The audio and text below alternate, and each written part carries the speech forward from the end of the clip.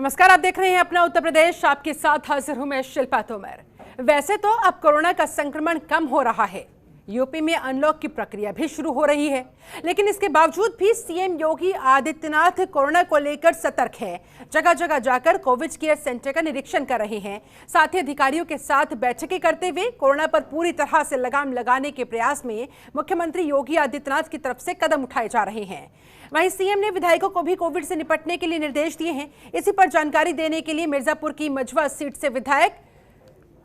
सुचित्रा स्मिता मौर्य हमारे साथ जनतंत्र टीवी पर लाइव जुड़ रही है। सीधा उनका रुख करते हैं। मौर्य जी, बहुत बहुत स्वागत है आपका जनतंत्र टीवी पर।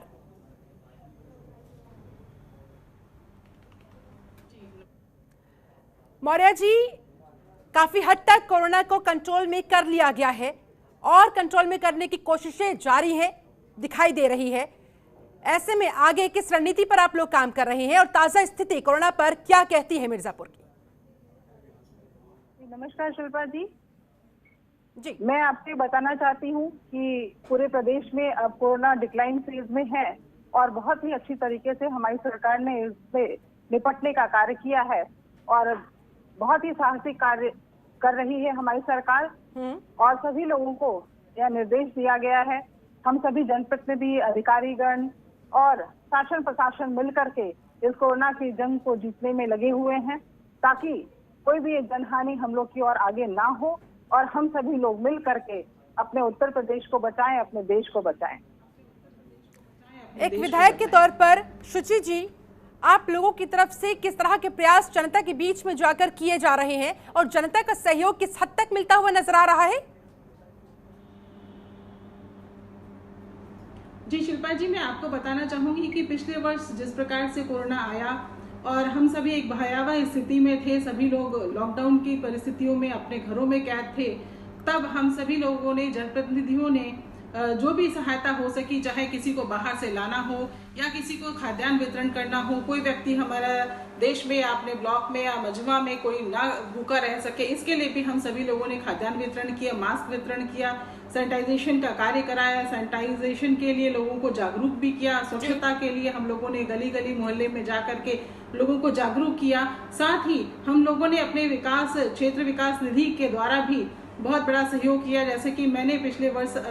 2 वेंटिलेटर हॉस्पिटल को डोनेट किया कि भाई ताकि हमारे जो मरीज हों उन्हें अच्छी सुविधा मिल सके। और अभी भी यह प्रशासन के द्वारा मांग की गई है कि जो हमारे CHCs हैं, PHCs हैं, वहाँ पे जो ऑक्सीजन कंसंट्रेटर या ऑक्सीजन के जो हम लोग प्लांट लगा रहे हैं, ताकि हमारे जो मरीज आए वहाँ पर तो उन्हें कोई ऐसी दिक्कतें ना आए, इसके लिए भी हम सभी लोग प्रयासरत हैं। और मैं भी अपने विधानसभा क्षेत्र में सभी ब्लॉकों के निरीक्षण कर रही हूँ और लोगों के बीच जा करके हम सभी लोग जो वैक्सीन के प्रति भ्रामक स्थितियां लोगों ने फैलाई थी उसको दूर करने का प्रयास कर रहे हैं और लोगों को मोटिवेट कर रहे हैं कि सभी लोग इस वैश्विक महामारी से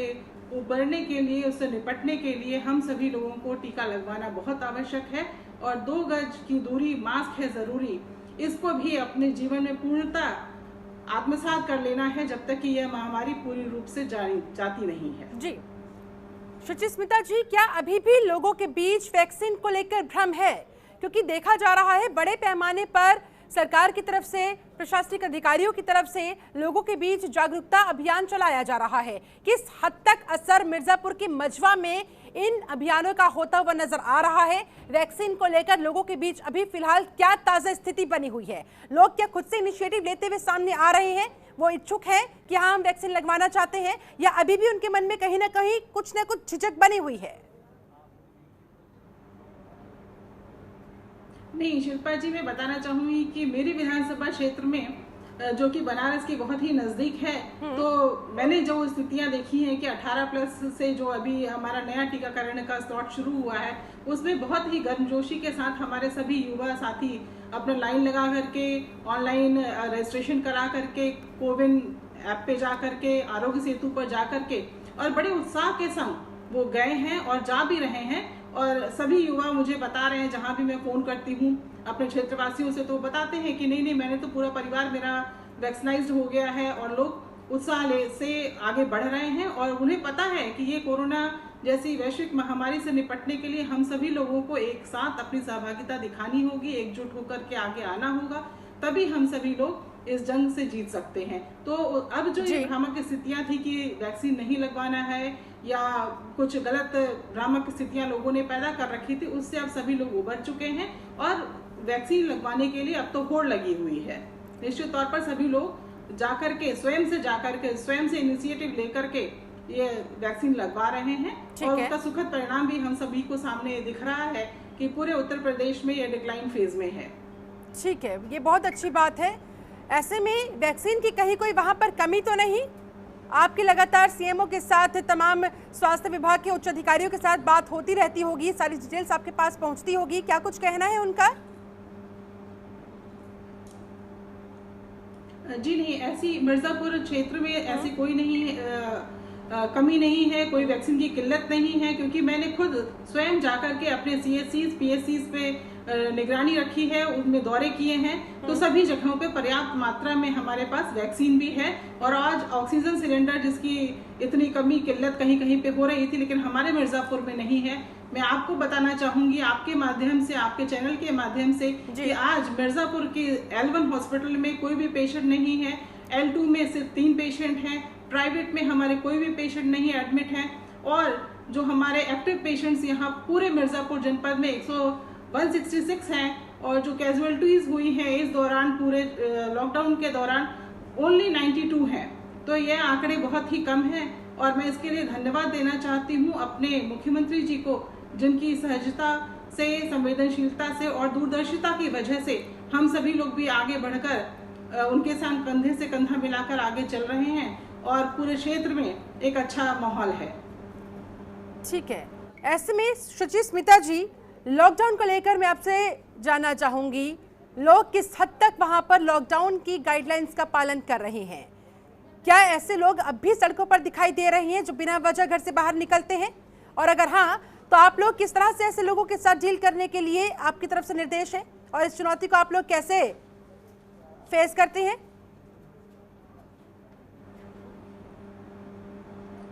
वैसे तो पुलिस प्रशासन पूरी मुस्तैदी से काम कर रहा है, पूरा प्रशासन ही सजग है और पूरी मुस्तैदी से कार्य कर रहा है, लेकिन हम सभी लोग भी अपने क्षेत्र में व्हाट्सएप मैसेजेस के द्वारा, कॉल्स के द्वारा, अगर कहीं कुछ छोटे मोटे सभाओं में हम लोग जा भी रहे हैं तो उन्हें यह जागरूक कर रहे हैं। जैसे कल ही 30 तारीख को सेवा ही संगठन के रूप में हम लोगों ने अपने गांव-गांव में जाकर के केंद्र सरकार की 7 वर्ष पूरे होने पर लोगों के बीच में जन जागरूकता का अभियान चलाया। मास्क, सैनिटाइजर, काढ़ा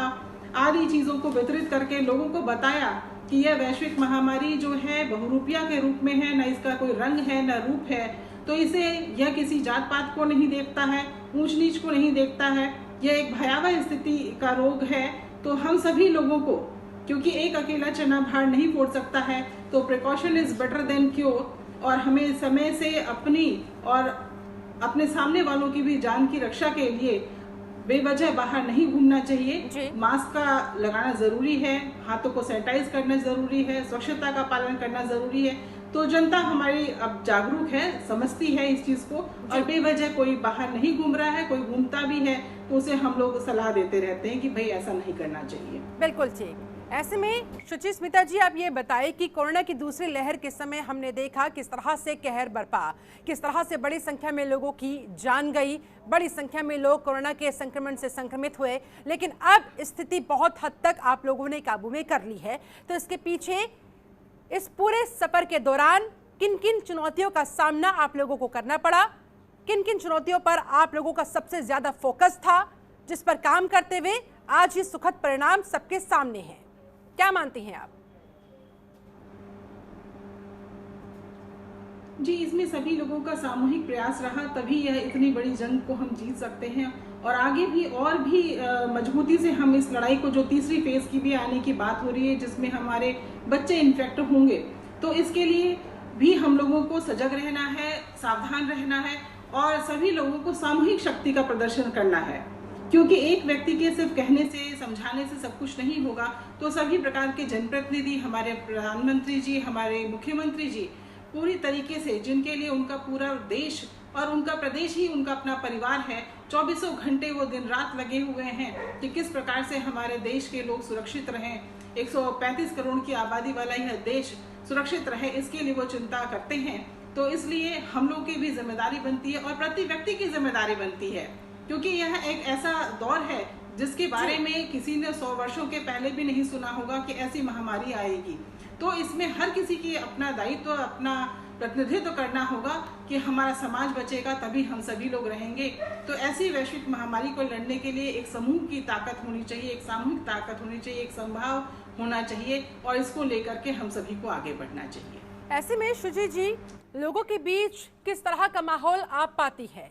आप वहां की विधायक हैं, जाहिर तौर पर अपने विधानसभा क्षेत्र में जनता के साथ लगातार आप टच में रहती होंगी। क्या तीसरी लहर को लेकर लोग डरे हुए हैं या इसे अफवाह मान रहे हैं, या आप किस तरह से लोगों से बात करते हुए उन्हें आश्वस्त करती है कि चिंता की बात नहीं है, तैयारियां पूरी है? क्या कहेंगी मैम? जी हाँ, मैं आपको बताना चाहती हूँ आपके माध्यम से कि बिल्कुल निश्चित तौर पर पहली लहर के बाद हम सभी लोग थोड़ा शिथिल हो गए थे और लोगों के बीच में ये हो गया था कि अब ये लहर चली गई है। लेकिन जब ये दूसरी वेव आई है तो एक बार पुनः हम सभी लोगों ने अपने साथियों को, अपने परिजनों को खोया और इतनी जल्दी, इतना ये पीक आवर था। उसके बाद से जब हम लोगों ने बहुत ही तेजी से काम करना शुरू किया, शासन प्रशासन सभी लोगों ने, तो ये डिक्लाइन फेज में आया। लेकिन जो तीसरी लहर की बात आ रही है, जिसमें हमारे वैज्ञानिक गण, हमारे चिकित्सक सभी इसके बारे में बता रहे हैं, तो सभी लोग अब इसके लिए प्रिपेयर्ड हैं और बहुत अच्छे तरीके से शासन और प्रशासन मुस्तैद है कि हम कोई भी अब आगे समस्या आती है तो उसके समाधान के लिए हम सभी लोग और हमारी सारे सिस्टम एक तरीके से फुल प्रूफ हो रहा है। और जिस तरह से आपने जिक्र भी किया शुचि स्मिता जी कि पहली लहर के बाद लोगों को लगने लगा था कि मानो कोरोना एक तरीके से खत्म सा हो गया है, जिसके बाद काफी हद तक वो लीनियंट हो गए थे, लापरवाही बरतनी शुरू कर दी गई थी लोगों की तरफ से। ऐसे में अब इस दूसरी लहर के बाद वो सारी परिस्थितियां दोबारा उत्पन्न ना हो जाए, लोगों से बातचीत करते हुए किस तरह का संदेश उनके बीच पहुंचाया जा रहा है? नहीं, आप सभी लोग सजग हो चुके हैं और मैं आपके चैनल के माध्यम से बताना चाहती हूँ कि अब हमारे नागरिक बंधु, चाहे रिमोट एरिया के भी हो, ग्रामीण क्षेत्र भी हो, उन्होंने भी अपने जो परिजनों को खोया या एक तरीके से जो महामारी आई है तो उन्हें भी इसका संज्ञान आ गया है कि यह वैश्विक महामारी है, ये छुआछूत की महामारी थी जो तरह के रूप बदल करके किसी में लोगों में आ रही है। तो इसके लिए सभी को जरूरत है कि बचाव के लिए और सभी लोग के जन सहयोग से ही इस कोरोना की जंग को जीता जा सकता है। और अब वो लोग समझदार हो चुके हैं, सजग हो चुके हैं, सबके बीच में हम सबके साथ जागरूकता हो रही है, बैठकें हो रही हैं, निगरानी समितियों की गठन हो रहा है प्रशासनिक स्तर पे, प्रधानों के माध्यम से, कोटेदारों के माध्यम से। तो इस तरीके से हम लोग का भी जनसंवाद दिन प्रतिदिन रोज हो रहा है। हम लोग भी 100, 150, 200 लोगों से एक दिन में कांटेक्ट करते हैं। कोविड जो ICC हमारे कमांड कंट्रोल जो बना हुआ है, वहाँ पे भी अगर हमारे पास पेशेंट्स की लिस्ट आती है तो हम उनसे बात करते हैं। तो अब लोगों में थोड़ी सहजता है, अब वो उतने डरे सहमे नहीं है और वो उन्हें पता है कि अब हमारा शासन और प्रशासन पूरी तरह से मुस्तैद है कि हम आगे की लड़ाई को भी अच्छे से लड़ सकते हैं। और यही इस समय वक्त की दरकार है कि लोगों का मनोबल हाई होना बहुत जरूरी है कोरोना के खिलाफ इस जंग में। चलिए ठीक है शुचि स्मिता जी, जाते जाते आपसे आखिरी सवाल, जाते जाते कोरोना के संकट काल में आप जनता के नाम क्या संदेश देना चाहेंगी? मैं जनता को यही संदेश देना चाहती हूँ कि इस वैश्विक महामारी में जिस प्रकार से आदरणीय मोदी जी ने, आदरणीय योगी जी ने हम सभी का मनोबल ऊंचा उठाने के लिए, वो स्वयं हमारे मुख्यमंत्री जी कोरोना पॉजिटिव होते हुए भी जैसे ही उन्हें वो नेगेटिव हुए, जैसे ही वो स्वस्थ हुए, जगह जगह पे जाकर के, जनपद में जाकर के सभी चीजों का निरीक्षण कर रहे हैं कि किस प्रकार से हमारी व्यवस्थाएं चाक चौबंद है या नहीं है। इसके लिए तो हम सभी लोगों को उनसे हम लोगों को एक अच्छी ऊर्जा मिलती है, पॉजिटिव एनर्जी मिलती है कि हम सभी लोगों को भी बाहर आकर के कार्य करना चाहिए इस क्षेत्र में और लोगों को अच्छे से समझाते हुए, बताते हुए कि आपका जीवन अमूल्य है और इसको सुरक्षित रहना हर किसी का कर्तव्य बनता है। चलिए, बहुत बहुत शुक्रिया आपका शुचि स्मिता मौर्य जी हमारे साथ जुड़ने के लिए। तो मिर्जापुर के मझवा की विधायक शुचि स्मिता मौर्य हमारे साथ जुड़ी हुई थी, जनतंत्र टीवी के सवालों के जवाब दे रही थी। लॉकडाउन को लेकर कैसी स्थिति है, बेड्स की अवेलेबिलिटी, ऑक्सीजन सिलेंडर्स की अवेलेबिलिटी किस तरह की वहां मझवा में बनी हुई है, सारे सवालों पर उन्होंने भी बाकी से दिए जवाब। खबरों के निष्पक्ष विश्लेषण के लिए सब्सक्राइब करें जनतंत्र TV. and press the bell icon. Never miss any update.